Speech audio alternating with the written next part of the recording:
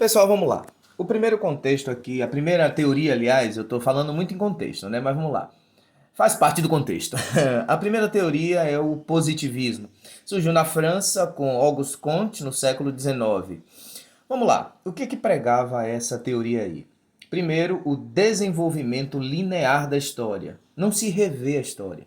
Para ele não se revê a história, não se revê o que ocorreu, não se questiona, não se muda a visão. Aconteceu, é a linearidade, não se volta atrás, não se analisa mais aquele fato, certo? Outra coisa que eu acho muito grave aqui, ó, somente reis, presidentes, generais, os grandes personagens são capazes de fazer história. A história gira em torno deles, certo? E aí, o que acontece com os outros? Vão para a lixeira, ó. Vão para a lixeira. Quem é que vai para a lixeira? Mulheres, homens, crianças, doentes, homoafetivos, religiosos. Esses grupos aí, eles não são considerados de acordo com essa visão da história. Porque a visão da história é uma visão elitista, masculina ou machista e basicamente política, certo?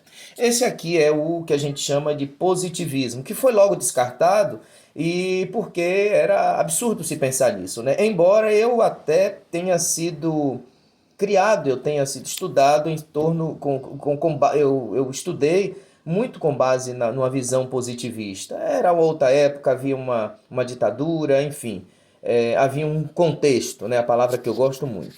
Uma segunda visão é a visão marxista, uma visão controvertidíssima, muita gente aceita, outros não, outros questionam.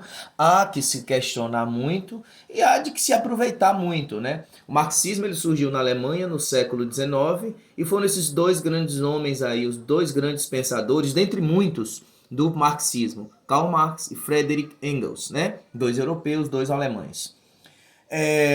Qual é a base disso aí? Primeiro, a luta pela sobrevivência. O homem vive lutando pela sobrevivência, certo? É inegável, né?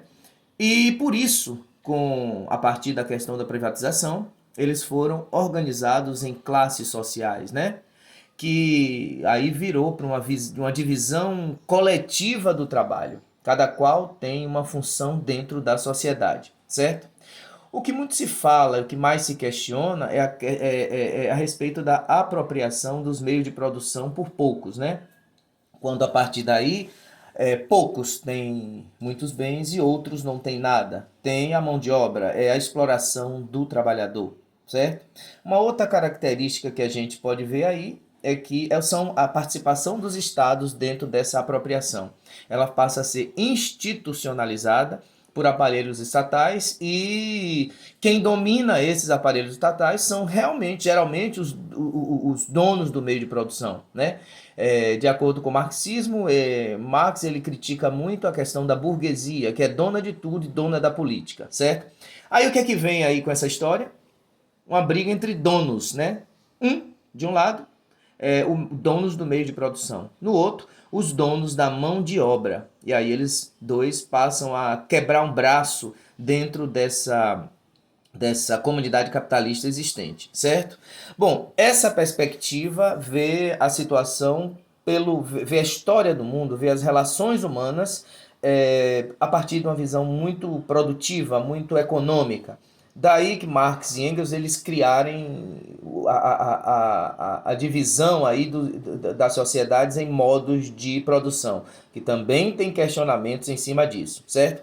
Portanto, se a primeira visão era uma visão muito mais política, muito mais fechada dentro de grandes nomes, aqui ela é voltada para essas duas camadas sociais e vista a partir de um lado produtivo, uma visão mais econômica. Bom, sobre os modos de produção, por exemplo, dá uma olhada aí no que eu escrevi. Primeiro, na letra A está o modo de produção asiático, que especialmente, ele abrange ali o crescente fértil. Alguns até citam a China como parte e tudo mais, mas a gente não estuda muito a China, né? Infelizmente. A gente cita, claro. O segundo veio o modo de produção escravista, que é no espaço greco-romano. O terceiro, na Europa Ocidental, né? É o modo de produção feudal. E, finalmente, caímos no modo de produção capitalista, que é o que permanece até hoje, que iniciou-se na Europa pós-feudal e hoje como a globalização ele também é globalizado. Veja só. O que é que a gente nota aí a partir desses modos de produção aí que os dois criaram? Por exemplo, é uma visão eurocêntrica. Você vê que eu falei pelo menos em Europa em 3 vezes aí. No modo de produção escravista, no modo de produção feudal, no modo de produção capitalista, e fora as relações que existiam com povos europeus e o mundo asiático, né? Outra coisa, desconsidera outras formas de produção.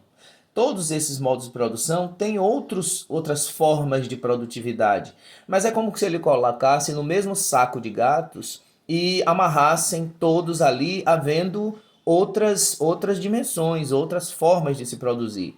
Outra coisa, desconsidera a cultura, certo? E desconsidera as individualidades. Fala-se em blocos de camadas, né? Não se fala em pessoas, basicamente. Não se fala em sentimentos, não se fala em nada disso, certo? Aí nós vimos então mais duas discussões aqui. Como é que fica o Brasil e esse tal do modo de produção socialista, se é que é o modo de produção socialista?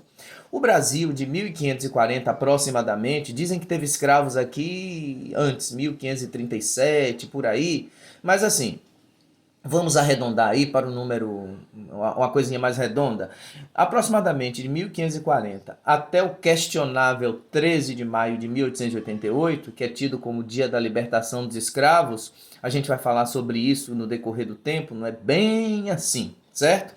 Ele possuía uma mão de obra escrava, agora dentro de um contexto capitalista. É como se o Brasil fosse algo à parte dentro desse contexto capitalista, certo? Tem um outro detalhe também. Como é que fica o socialismo?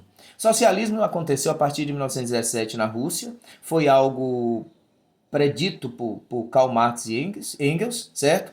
Mas assim, para alguns é considerado um modo de produção, para outros é uma anomalia dentro de um modo de produção maior, que é o modo de produção capitalista, certo? Bom, aí a gente vai para a visão mais culturalista. Vários autores, destacou-se bastante na França, inclusive.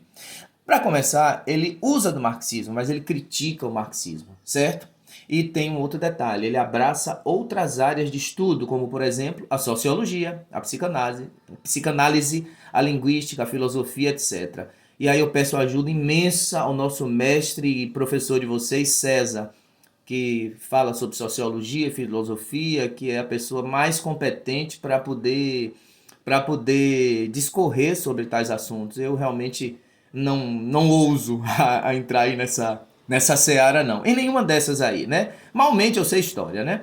Então, o que eu quero dizer para vocês? Que outras áreas de estudo vieram a anexar, a fazer parte dessa culturalista, dessa visão culturalista, coisa que marxismo e muito menos o positivismo iria permitir acontecer. Para começar, é uma via cultural, uma visão cultural e, por incrível que pareça, se apega às construções míticas e mentais dentro das relações entre os homens, certo? A gente percebe o que foi construído também dentro dessa mentalidade e dentro do que o homem tem de mítico, tem de sua crença, certo? Aqui eu não estou falando só de religião, certo? E outra coisa, ele não vê as construções feitas pelos marxistas, né, que são construções puramente materialistas, com o monopólio dessas ideias, não. Ele até pode utilizar, existe uma visão culturalista marxista, que utiliza-se da visão marxista, não despreza ela, mas que prima pelo culturalismo, certo? Bom, em termos de história, a gente tem que ter respeito sobre algumas coisas aqui, viu? Eu estou falando assim meio rápido porque são vídeos curtos para que vocês possam refletir e sempre buscar um módulo, que é o que vocês têm, os slides que foram passados para vocês. Algumas considerações têm que ser feitas. Por exemplo, para o estudo da história, para o estudo das civilizações, o respeito. Respeito a quê? Às diversas culturas. Inclusive, em tempo presente, existem culturas diversificadas, certo? Não existem culturas como a gente quer que exista, certo? Temos que respeitar os diferentes contextos, ok? Os diferentes contextos, as opções de religião, as orientações de gênero, desculpa, as etnias diferentes e as opiniões, certo? Lembrando que o debate é sempre produtivo e o contexto é mais do que importante a gente perceber. Eu desgasto demais essa palavra porque eu acho que a gente não pode deixar de percebê-la, certo? A gente tem alguns exemplos, por exemplo, certo? Por exemplo, aqui eu coloquei bem tipo um rascunho. Pandemia na Itália. O contexto é o quê? A faixa etária. E não a prevenção a tempo. O que é que eu quero dizer com isso? O que está mais chamando a atenção é que a Itália tem uma faixa etária de idosos muito elevada. Então lá a morte está sendo muito mais acirrada, certo? Fora a falta de prevenção que não foi feita a tempo. Uma segunda coisa que a gente tem que entender: contexto, cultura e não criticar. Já comentei para vocês que no mundo muçulmano o homem pode ter 4 esposas. Claro que a gente vai passar pelo machismo, a gente vai passar por várias coisas aí, certo? Mas assim, temos que entender que são eles assim. A gente talvez não aceitasse isso, com certeza, principalmente as mulheres, não é isso? Já fiz essa pergunta na sala de aula. A questão da circuncisão na religião judaica. Por que se fazia a circuncisão no prepúcio ali, a pelezinha que envolve a glande? Para eles é uma aliança do povo, do homem, com Deus, na verdade, né? Com Yahvé, que eles acreditam. É uma coisa deles, certo? E uma coisa que muito parte para nós aqui, dentro do nosso universo cristão, é a Semana Santa cristã, que é o não comer carne de porco, certo? Ou não comer carne de espécie alguma, e sim a questão do peixe e outras coisas, certo? Bom, vamos dar um break aqui e já já eu volto com a hora do recreio.